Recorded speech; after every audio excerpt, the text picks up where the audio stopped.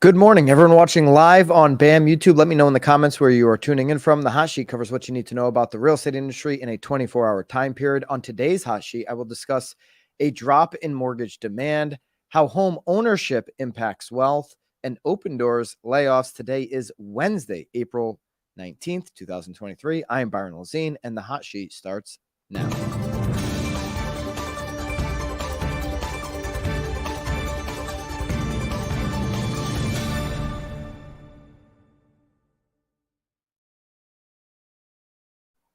Okay, before we jump into this mortgage news, which is significant, why don't we jump into hitting the like button if you love the Hot Sheet and if you want to support this show. And also, we've gotten a bunch of feedback from you guys that you're not getting the notifications. You want the Hot Sheet. We do it every single day.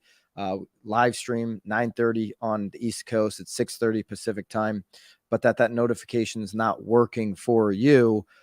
So what I've been told is to hit the bell and to also make sure you click the notify me. So subscribe to the channel, hit the bell, and do the notify me button if you do want to get notifications for the Hot Sheet every single day. As the markets are open, we are streaming live here on the channel. Now let's get into this mortgage demand news. Mortgage demand from home buyers drops 10% as these interest rates jump. So this is according to Mortgage Banker Association's weekly survey that they do every single week, and this just was reported today. I'm really sick and tired of hearing folks say that, and you see it in headlines, you see it everywhere. Mortgage interest rates are down. Mortgage interest rates are down. Well, in comparison to just a week and a half ago, they're up almost a half a point. Okay, if we just look at yesterday, for example, yesterday, and this is unlike normal times, right? So this isn't something we typically would see. But yesterday we're at 6.7. Okay, just in the week of April 12th, we were at 6.3. Okay, so that's almost a half a point. It's 0.4% from 6 days ago that this mortgage interest rate has jumped up. As these rates jump up, there's going to be resistance on the demand. We're in a time period right now, the spring market, where we shouldn't see these types of double-digit drops on mortgage demand. But we are experiencing them as the 10-year goes up, which it has the last week and a half. We are experiencing the 30-year fix going up, and then we're seeing this decrease in demand for mortgages. Now, people want to say, oh, it's steadied. And it's like, I mean, we had 1 week there where it felt like it steadied. It has been extremely volatile. It's nothing like we've seen in recent memory. And it continues to change day by day. So using last week's rates are down talking points just aren't effective right now. So understand where the rate is today. Understand what that payment is going to be for your buyers as they're looking at homes. You probably have a lender that you work with on a mortgage calculator, or maybe you have one yourself in on your website or whatever. This is just the Dave Ramsey one. It's very easy, and home buyers have access to this as well. But they may not be walking through it correctly with the taxes, the home insurance, HOAs, right? And 6.5, or where we're at today, 6.7 is 28.41 on $350,000, 10% down, 30-year fixed. And then where people were getting when they were down to 6.25, people were buying it down to say 5.9. That's 26.70. Okay, so you've got almost a couple $100 difference there, and that's what people are really concerned about. What am I going to be paying each month for this property, right? So if you've got a listing, be leading with that when you're doing an open house. Be leading with that when you're talking to buyers who are interested in purchasing the property. So again, mortgage demand is down 10% from the last week. So by us just as agents consistently saying that there's high demand in what, like we talked about yesterday, bifurcated real estate market. in what price ranges is there high demand, for what types of properties, and then what does the rest of the market look like? Okay, because if we go year over year on mortgage demand, buyer demand is down 36% from the same week last year, when the 30-year fixed averaged in the low fives, about 5.25. Okay. Last week's average interest rate was at about 6.4. Okay. And so now, or 6.3 the previous week, 6.4 last week. Now we're at 6.7 yesterday. So this thing's bouncing all the way around. It might give us another bad week when this report comes out next week for this week. We just don't know. It's been very confusing. It's been unpredictable. The spring, you usually will see an increase in mortgage applications. We continue to see an up and down volatile situation. It's similar to the inventory, which we just haven't seen come back. And maybe there's something, let me know in the comments if you think it's in your market, something to do with the inventory, that people are not applying for mortgages because they just don't see anything out there. And I think it's holding sellers back, which, if we know a seller is typically a buyer, so they wouldn't be, jumping into the pool for their application for their mortgage, because they're just not going anywhere if they want to sell. Okay. So refinances are also down, and that makes sense. Refinances have been just getting crushed all year. So if you're in mortgages, that has basically disappeared. Wealthier buyers, and we're going to talk about some income situations here in just a second. Wealthier buyers may also be seeing new difficulties when it comes to credit. Okay, Janet Yellen talked about this the other day, where banks are going to be tightening up their lending. They've been offering better rates on jumbo loans, but that spread between jumbo and conforming loans is much tighter now compared with last year. It has to do with recent regional bank failures that have rippled through the industry as banks reduce their willingness to hold jumbo loans. So if you're a wealthier client and you need a jumbo loan, or if you're self-employed, you may not have many mortgageable options for you, which means you may have to go to cash or a non-conforming loan, okay, which typically comes at even a higher rate. Okay, so applications again to refinance home were decreasing as well, 6% from the previous week and 56% lower a year ago. So again, mortgage demand down 10% week over week, down 30% year over year. Applications down 6% week over week and 56% year over year. Be very careful on how you educate people when they say, what is the demand like? It's strong on this price category here. Overall, demand is down. Here are the price categories. Here are the types of homes in our community where that demand is down. Or here we're seeing an influx of cash buyers. And here's an anecdotal example of 20 offers and 15 of them being cash. If you have that data point to point towards, then certainly use that in your marketing. We do have a couple charts here down below, so you can grab everything on the daily download. Here's your updated mortgage banker purchase application index, and you can see just this puddled mess to the right. And this is the volatility. It is just up and then down and then up and then down. And typically you would see these increases in the beginning of the year that you've seen in years past, but not this year. You just kind of see a puddling of uncertainty and confusion in the mortgage demand category. Okay. Let's look at a category of home ownership and how that relates to wealth. NAR report reveals disparity in wealth gains. Let's look at how severe this disparity is. This article is on nowbam.com, and we've got it available for you in the daily download for all of the charts and sources below. All right, so National Association of Realtors report, new report shows inequalities in home ownership rates and household wealth gains across different income levels and racial ethnic groups. Okay. All right, so low-income homeowners gained. Here's the punchline. Low-income homeowners gained $98,900 in wealth over the past decade. We talk about the last 4 decades.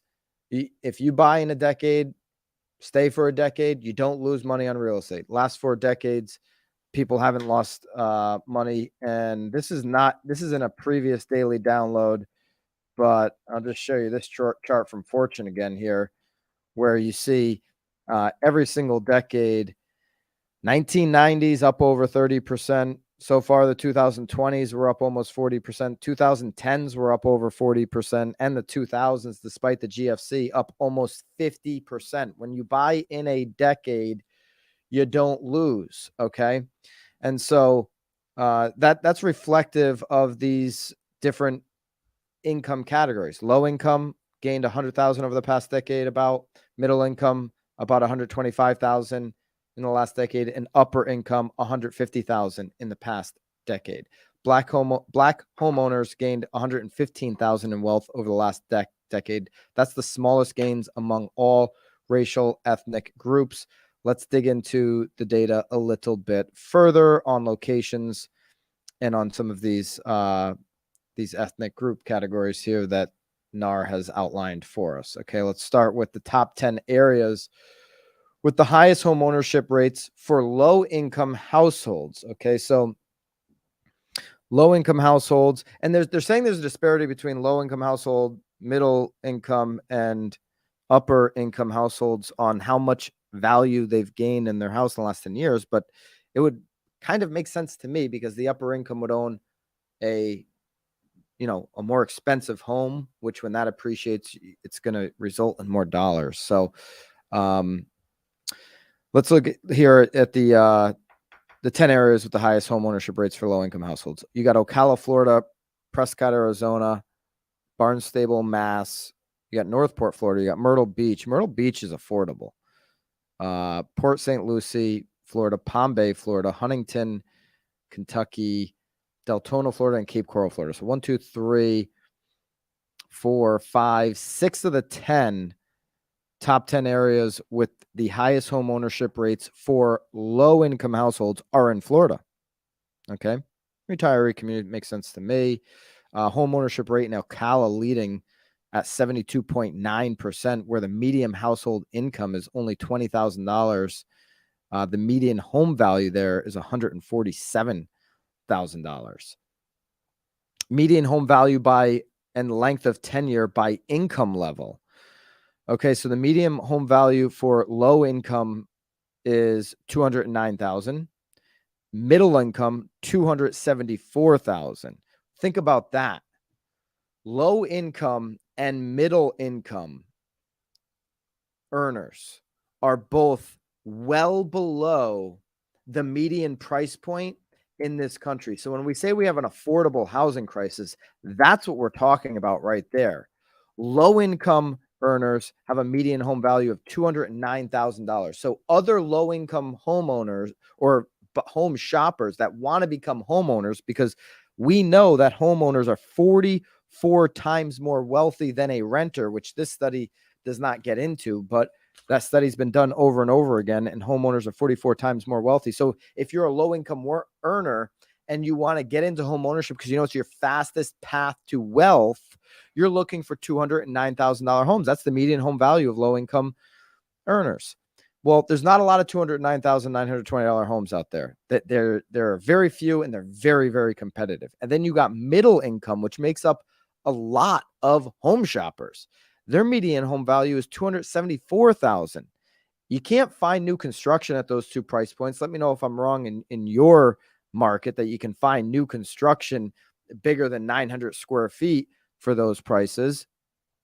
And it's really difficult to find, a 3-bed, 2-bath resale in most markets for those prices. It's under the median value for single family homes. We just went through Zillow's number last week, which is in the 335 range. Okay, so it's more than $50,000 gap from median property. Now, upper household, they've got a median home value of $405,000. Okay, the average tenure, look at this: low income 19 years, middle income 15.8 years on the average tenure, and then upper 13.7 years. People are staying in their homes a long time. And if you don't think this money printing, parade that the Fed went on the last couple of years and got people into 3%, 2.5% interest rates is going to keep people in their homes even longer, you're kidding yourself. These numbers probably are going nowhere but up. Okay. Number of owners in low income, 20.9 million, middle income, 33.3. You see that makes up the most owners, and then upper income, 23 million. So 40% are in that middle income, and they're looking for $275,000 homes, and they just don't exist. So when agents are experiencing this euphoria of there's still huge demand out there, well, it's bottled up into that, and we know that there's not a lot of inventory. So that's what we're up against, and it's not something that's going to get solved here overnight. I did see I retweeted on my Twitter. You can connect with me at Byron Lazine. A tweet that Lance Lambert put out, and we talk about Lance a lot here on the show, from Lennar, and he was on Jim Cramer's show. Lennar chairman Stuart Miller says, as interest rates went up and affordability was tested, we need to keep manufacturing homes because the country clearly needs homes. Yes, we do. And Lennar is one of those companies that will, go down into the affordable ranges. So the shock absorber was clearly our margin. So he's looking for an attaboy on the back because he's absorbing it in the margin. And listen, I do believe home builders or landowners are the ones that are going to have to take the hit on the margin as we need to, to accumulate more inventory. All right. So median home value and length of tenure by racial ethnic group. So not just income priorities. We've got Jody, Oklahoma City has new construction starting at 200. I don't see that number. Okay, so there you go. Oklahoma City's got 220K 3-bed 2-bath. OKC is a place that people want to move if they want to get an affordable home. Kaufman County in Texas, same thing. Okay, so now listen, I think those are outliers, but there you go. You got OKC and Kaufman County, Texas, both coming in that price range for and I'd be curious, are those mostly low income or middle income buyers that are shopping for those homes in those two areas?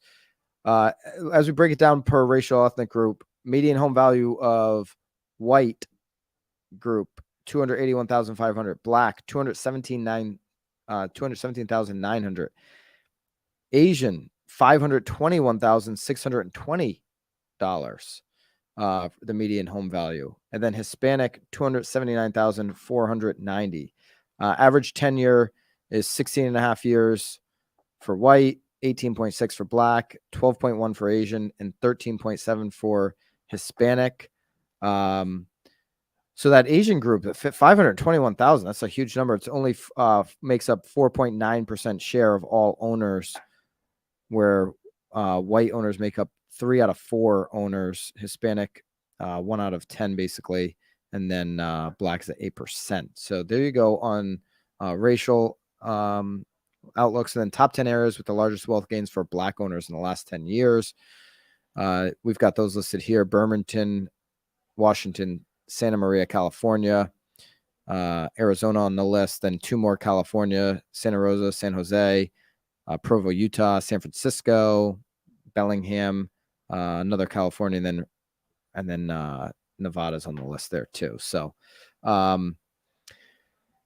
wealth gains in the last 5, 7, 10, and 15 years by income group. Okay, so in the last 5 years, you've got low income wealth gains of 75,000, 7 years, 85,000, 10 years. We talked about the 100,000, but 15 years, you got 70,000. So it actually goes down. And same thing for middle and upper. Okay. Because if you think about 15 years ago, where did they buy at a peak? So that's reflective of that. All right, there you go. And those are all down below for you if you're interested in grabbing those. It's big Lennar and DR Horton territory. So those are mid-income in that Texas county that Dawn is referencing. Okay, so good to know that there are some affordable homes for middle income, according to this data, at least in Kaufman County, Texas, and as well as